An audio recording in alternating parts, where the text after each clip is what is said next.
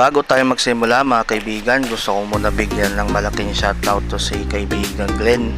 Ang kanyang channel is DIY Project. So, Pilipino po ito. At bigyan ko rin ng malaking shoutout to si Julian Serafeca. So, channel niya yan. So, yan din siguro yung kanyang pangalan. Hindi ko siya kilala. Maraming salamat po. At syempre, hindi ko rin makakalimutan yung ibang nakasubaybay sa akin channel. Maraming salamat sa inyong mga suporta. Simulan na natin to mga kaibigan, baka simulan pa ng iba. Bumili pala ako ng ganitong headphone o headset na Bluetooth kasi sikat na sikat to, lalo na sa TikTok. Kaya na-intriga akong bumili. Gusto ko i-try. Konting preview lang tayo mga kaibigan. Yes na yes. Dito ko siya nabili sa Lazada.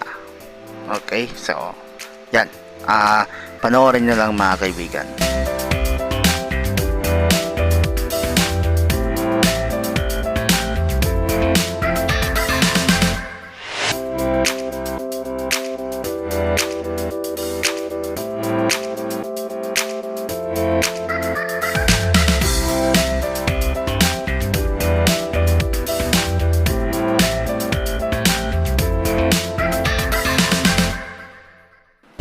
Eto na mga kaibigan, proceed na tayo mag-unboxing o kaya unpouching.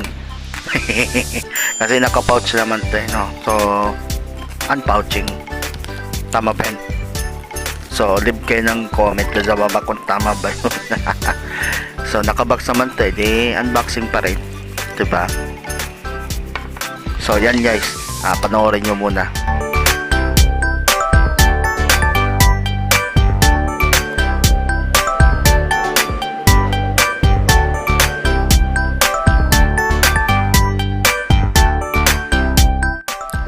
Ayan mga kaibigan, hindi ko lang nailabas sa box pero may tanong ako. Ano kaya nangyari dito habang nagta-travel, no? Yupi-yupi yung box niya. Out of the box mga kaibigan, ito po yung kanyang itsura, napakaganda po.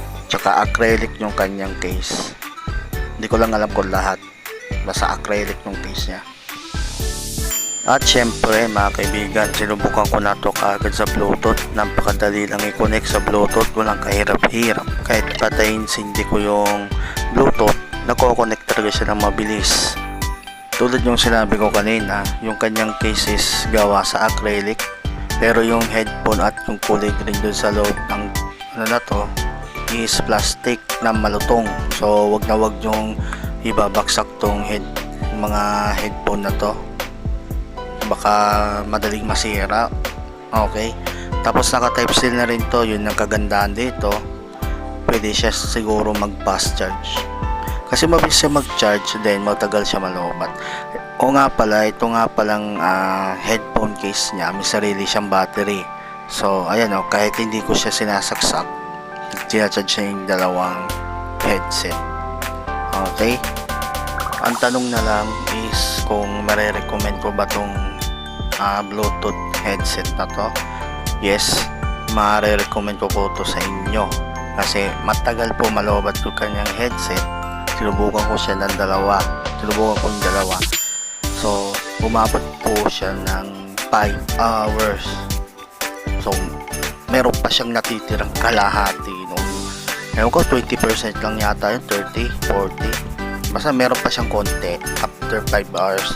So napakaganda at recommended to. Sulit na sulit to mga kaibigan. At para naman sa pinali ng video na to, huwag niyong kalimutan mag-like, mag-share, tsaka mag-comment sa baba. Importante yun. Kung meron kayong tanong, magtanong po kayo, at suggestion, mag-suggest na rin po kayo. So see you next time. Bye bye.